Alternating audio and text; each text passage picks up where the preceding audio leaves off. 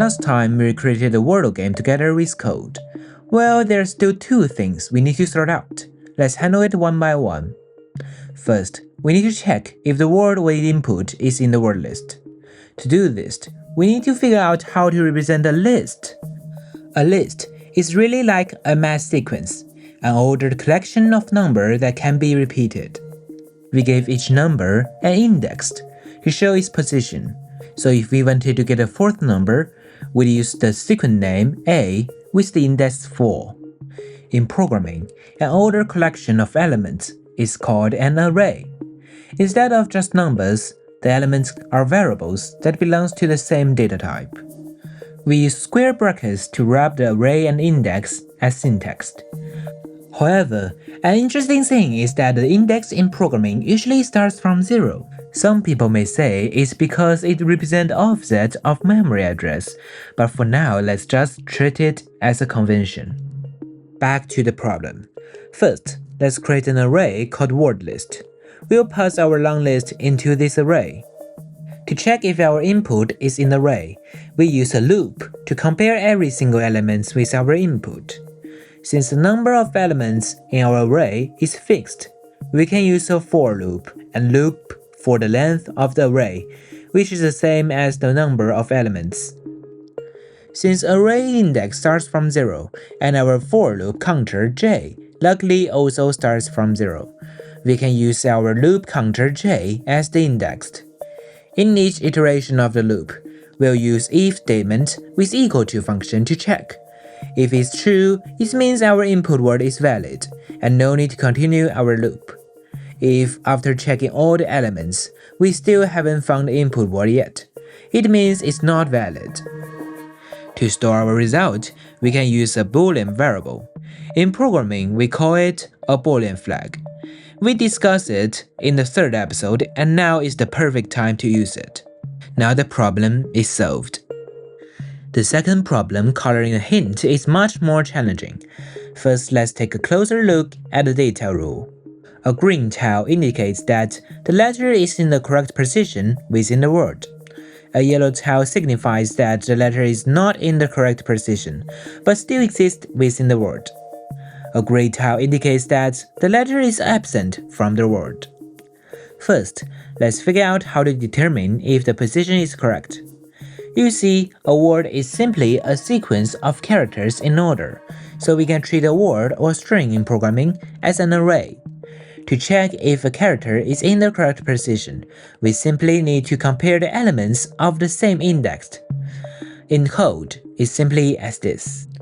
And if it's true, we color the grid green. Next, let's tackle checking whether the character is in the answer word. This is a bit trickier. First, we need to keep track of the character present in the answer word. We can create an array with 26 Boolean elements to mark whether the corresponding character is in the word. Initially, we set all the elements to false. For each character in the answer, we mark the corresponding elements to true.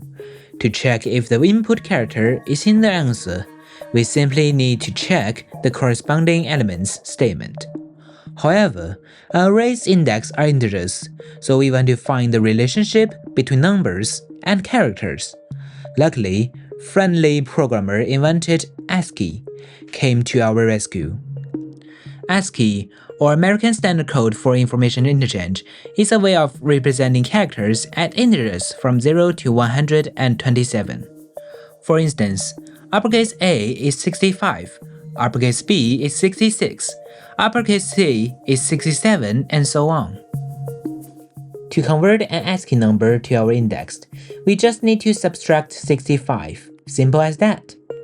Let's put our newfound knowledge to the test and write some code. We'll create an array with 26 false elements. Then for each character in the word, we set the corresponding elements to true. For the input word, if the element is true, we'll color the grid yellow. And with the code we explained, coloring the input function is almost done. Since the word length is fixed at 5, so we can use a for loop, similar to the previous problem. But here's the twist. Each grid should only have one kind of color.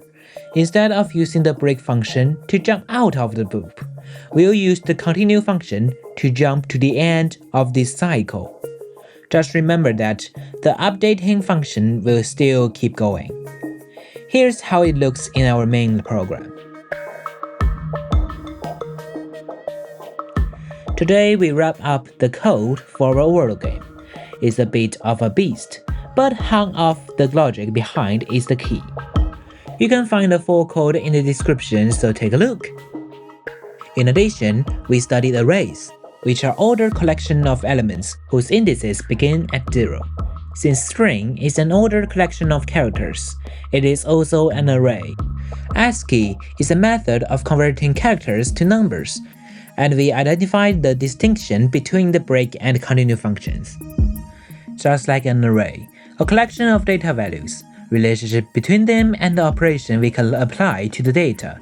We call this whole thing a data structure. There are many more data structures to explore, but don't feel pressure to learn them all right away. You can pick them up as you need them. In our next video, we'll back to the original place, rethink about the function in a different way. We'll also explore the last concept, class. Don't forget to check the description. See you soon!